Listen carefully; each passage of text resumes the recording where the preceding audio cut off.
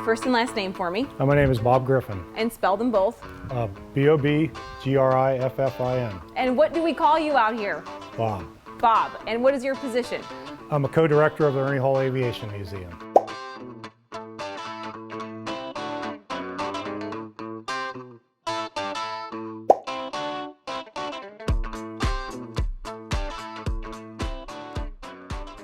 Ernie had an enormous impact on aviation from the very beginning. He was one of the first people to have be a certified pilot and one of the first certified flight instructors. So Ernie Hall was born in Gus Davis in 1890, was interested in aviation when the Wright brothers were experimenting with flight, built a glider, ran off sled riding hills in Perkins and Packard Park, trying to teach himself how to fly.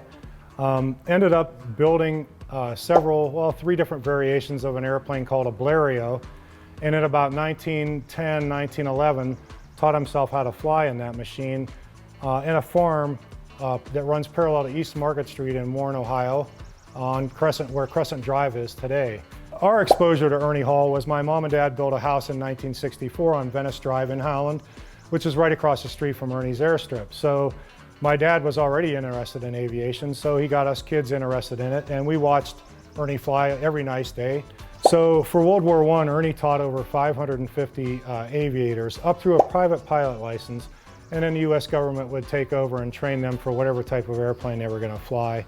One of his primary flight students was Jimmy Doolittle from the Doolittle Raiders. Well, the special thing about right here is a lot of the stories that are here in this museum are people who lived right here. Cortland, Warren, all over this area, and they took primary flying lessons with Ernie and went on to successful aviation careers in one manner or another.